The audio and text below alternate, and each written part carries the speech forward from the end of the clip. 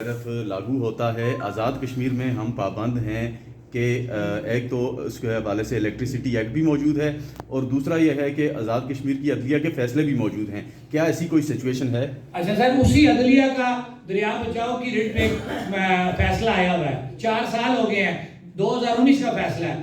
تو کیا وہ قانون نہیں ہے؟ کیا ہائی کورٹ کوئی حیثیت نہیں رکھتی کہ ان کو اپنے فیصلے تو عدلیہ کے یاد آ گئے، جہاں پہ دینے کی باری آتی ہے تو وہاں پہ ان کو وہ 4 سال سے مطلب آپ 10 سے مس نہیں ہو رہے، ہم کنٹینٹ آف کورٹ میں گئے ہوئے ہیں. ہائی کورٹ کے فیصلے کو اگر وہ نہیں مان رہے تو پھر ہم ان کے کس فیصلے کو مانیں؟ یہ باتیں پرانی ہو گئی ہیں. اب میں نے آپ کو بتایا نا کہ عوام باشعور ہو چکی ہے. عوام اپنا حق مانگے گی اور عوام اپنا حق مانگتی رہے گی جب تک اس کو اس کا حق نہیں ملے گا. عوام اسی طرح بے چین رہے گی اور اسی طرح سڑکوں پہ رہے گی. ایک بات اور بتائیے کہ آپ نے جیسے خود فرمایا کہ حکومت کے ساتھ، جیسے ندیم شاہ جی کے سوال کے جواب میں آپ نے بتایا کہ حکومت آپ کے ساتھ تھی اور وزراء بھی. دوسری جانب آپ یہ کہہ رہے ہیں کہ یہ جو ایگریمنٹس تھے یہ کرنا انہی لوگوں کا کام تھا، انہی پولیٹیشنز کا. انہوں نے نہیں کیے. آپ ان کے ساتھ ڈائلاگ بھی کر رہے ہیں، وہ آپ کو کہہ رہے ہیں ہم ایک پیج پہ بھی ہیں، اور اسی کے نتیجے میں اب آپ نے 5 کی کال دی ہے.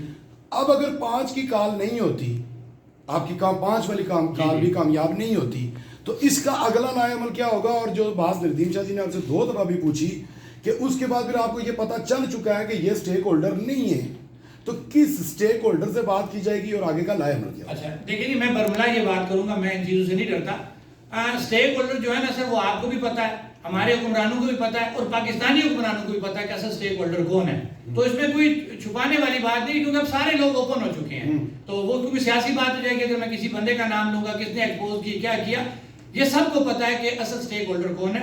لیکن یہ بات بالکل درست ہے اور ہمارے ساتھ کمیٹی کے جو ممبران ہیں انہوں نے یہ بات تسلیم کی ہے اور وہ پوائنٹ انہوں نے ہم نے حق ملکیت کی بات کی بھی. اگر آپ ہمارا چارٹر آف ڈیمانڈ دیکھیں، ہم آج بھی اس پہ سٹینڈ کر رہے ہیں. ہم نے کہا ہوا ہے کہ ان پروجیکٹوں کا حق ملکیت ہمیں دیا جائے.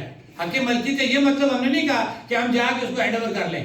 حق ملکیت ہم نے وہ ایگریمنٹ مانگا ہے کہ جو ایگریمنٹ منگلا سے لے کے نیلم جیلم تک آج تک ایگریمنٹ نہیں ہوئے، 67 سے لے کے 2024 ہو گیا آپ کے ایگریمنٹ نہیں ہوئے. وہ حق ملکیت ہم چاہتے ہیں کہ وہ ایگریمنٹ ہو جو ایڈمٹ کیے اسی حکومت ہے جن کی میں آپ کو کہہ رہا ہوں نا کہ ہم ایک پیج پہ ہیں. ہم ایک پیج پہ کیوں ہیں کہ کمیٹی کے سارے ممبران نے ہماری اس بات کو سیکنڈ کیا اور انہوں نے یہ کہا کہ ہم فوری طور پہ منگلا اور نیلم جیلم کا ایگریمنٹ سائن کروائیں گے. ہم نے تبھی حق ملکیت کا جو پوائنٹ اس کے اندر رکھا ہوا ہے.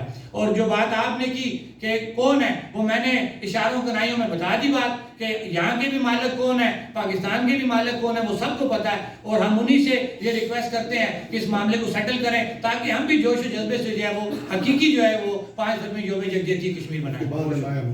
اب جہاں تک آپ نے رہا اس کے بعد تک، کیونکہ ہمارا جو بھی سر ڈیسیژن ہوتا ہے وہ جموں کشمیر جوائنٹ عوامی ایکشن کمیٹی کے پلیٹ فارم سے ہوتا ہے اور ظاہری بات ہے ہم بھی ایک بڑی تحریک لے کے چل رہے ہیں. تو ہو سکتا ہے کہ ہم کچھ دنوں میں ہم 5 کا جو اپنا پورا پلان میٹنگ کر کے اناؤنس کر دیں یا اس کو وقتی طور پہ اناؤنس نہ کریں، یہ ہماری اپنی پلاننگ ہے. لیکن ظاہری بات ہے کہ ہم 5 فروری سے اگلا جو پروگرام ہوگا وہ ہم پورا چاک آؤٹ کر کے جو ہمارا طریقہ بہتر ہمیں لگا کہ اس کو سیکرٹ رکھنا ہے، اس کو اوپن کرنا ہے، وہ تمام لوگوں کی ایکشن کمیٹی کے جتنے بھی ممبران ہیں ان کی مشاورت سے اناؤنس ہو جائے گا.